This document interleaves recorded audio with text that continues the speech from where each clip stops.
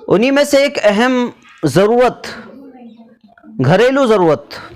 خاندانی اور انسانی فطرت کی ضرورت وہ شادی کا مسئلہ ہے،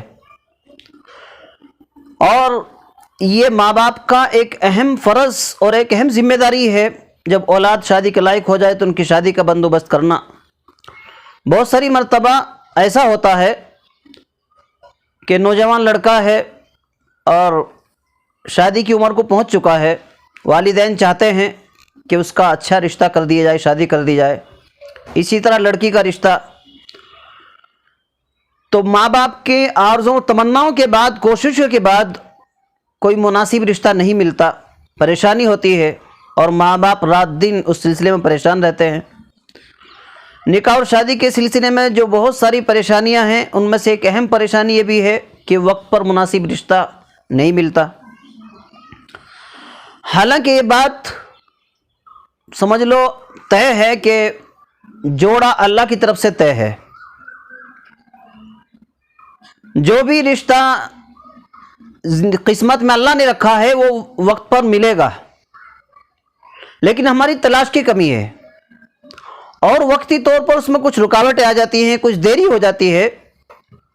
اور انسان محنت کرنے کا، کوشش کا مکلف ہے کہ جب اس کو رشتے کی تلاش ہو تو اس کے لیے کوشش کرے، محنت کرے، اور جو بھی اس کا طریقہ ہے اس طریقے پر اس مسئلے کو حل کرنے کی کوشش کرے۔ جن مسلم گھرانوں کا ماحول دینی ماحول نہیں ہے، وہ سنت اور شریعت سے ہٹ کر بہت سارے درگاہوں پر، مزاروں پر جاتے ہیں، منت مانتے ہیں، اور بہت سارے ایسے عاملوں کے پاس جانے کی کوشش کرتے ہیں کہ جن سے قرآن اور حدیث سے ہٹ کر غیر شرعی باتوں میں ملوث ہو جاتے ہیں، یہاں تک کہ بہت ساری ایسی رسم و رواج بھی وہ کرا دیتے ہیں جو شریعت کے خلاف ہے۔ حالانکہ مسلمان کی سب سے بڑی ذمہ داری یہ ہے کہ اس کا کوئی بھی مسئلہ ہو، دنیا کا ہو، آخرت کا ہو، اس کی زندگی کا ہو، وہ کسی بھی حالت میں قرآن و حدیث کی تعلیم سے نہیں ہٹ سکتا۔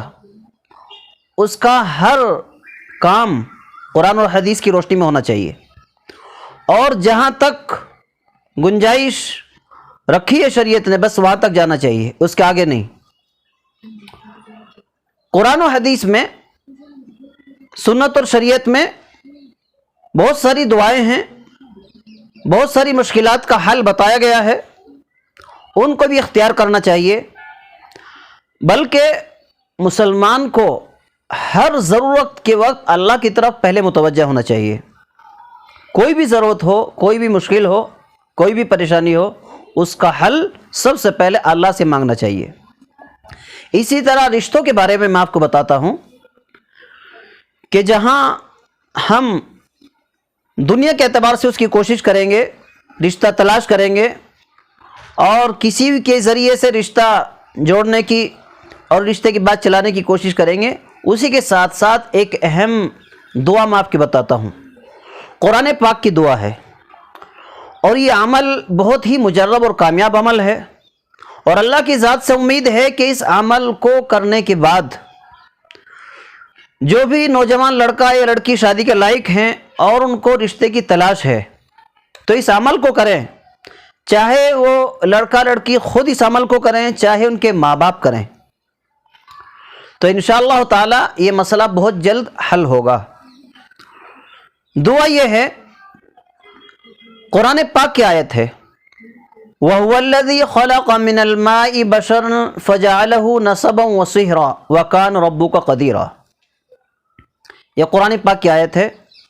اور یہ شادی کے اور رشتے کی تلاش کے لیے بہت ہی اچھی دعا ہے، بہت ہی اچھا وظیفہ ہے۔ اس کو 41 دن تک پڑھنا ہے، چاہے جس کی شادی کا مسئلہ ہے وہ لڑکا یا لڑکی پڑھے، چاہے اس کے ماں باپ پڑھیں، 41 دن تک اس دعا کو پڑھنا ہے، اور 41 بار ہی پڑھنا ہے، اور شروع میں اور آخر میں درود شریف پڑھ لیں،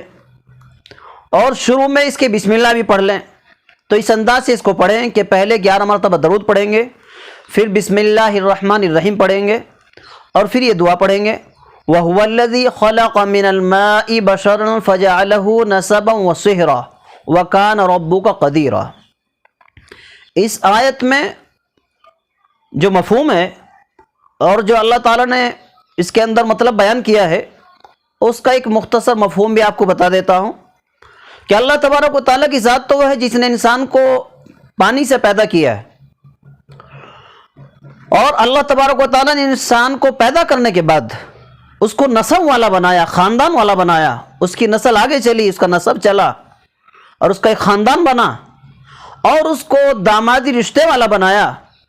کہ اس کا پھر رشتہ ہوگا، نکاح ہوگا، شادی ہوگی، خاندان بسے گا، اس کی اولاد ہوگی، اس کی نسل چلے گی۔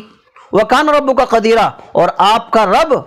اس بات پر قادر ہے، اللہ ہر چیز پر قادر ہے، یہ سب اللہ تعالیٰ کی قدرت سے ہوگا۔ یہ مفہوم اور مطلب ہے اس آیت کے اندر، اور رشتے کے لیے اس آیت کو پڑھنا بہت ہی مجرب عمل ہے۔ تو جو حضرات بھی اس کام کی تلاش میں ہیں اور جن کا یہ مسئلہ ہے، اور جن گھروں میں مناسب رشتے کی تلاش ہے اور وہ یہ چاہتے ہیں کہ ان کی پسند کا رشتہ مل جائے، اور جیسا رشتہ چاہتے ہیں وہ ایسا رشتہ مل جائے، تو 41 دن تک 40 پر 1 دن تک اس دعا کو پڑھیں، اور 41 بار ہی اس دعا کو پڑھیں، 40 پر 1 بار اس دعا کو پڑھیں۔ انشاءاللہ تعالی اس مدت کے اندر ہی، ان دنوں کے اندر ہی کہیں نہ کہیں سے مناسب رشتہ آئے گا، اور بات چیت آگے بڑھ کر رشتہ طے ہو جائے گا، اور وہ اچھا رشتہ ہوگا، اللہ کی طرف سے اس میں خیر ہوگی، برکت ہوگی۔ تو یہ شادی کے وظیفے کے تعلق سے ایک مختصر وظیفہ میں نے بتایا، ایک عمل بتایا۔ اس کے علاوہ اور بھی دعائیں ہیں، اور اس کے علاوہ بہت سے عمل ہیں جن کو کرنے سے اللہ تبارک و تعالیٰ ان کاموں کے اندر سہولت اور آسانی پیدا فرماتے ہیں۔ تو یہ بہت ہی خاص اور اہم وظیفہ میں نے اچھا رشتہ ملنے کے لیے آپ کو بتایا ہے۔ آپ اس سے اگر آپ کو ضرورت ہو آپ فائدہ اٹھائیں، ورنہ جو بھی آپ کے دوست و احباب میں، رشتہ داروں میں اور بہت سارے گھروں میں یہ سب ضرورت پیش آتی ہے، اور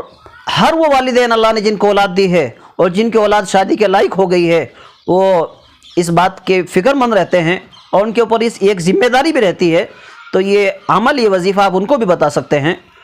اور اللہ سے الگ سے دعا کرتے رہیں، نماز کی پابندی کریں، شریعت کے احکام پر چلنے کی فکر کریں، اللہ تبارک و تعالیٰ کی طرف ہمہ متوجہ رہیں۔ اللہ آپ کے تمام مسائل کو حل فرمائے اور آپ کی تمام مشکلات کو، پریشانی کو دور فرمائے۔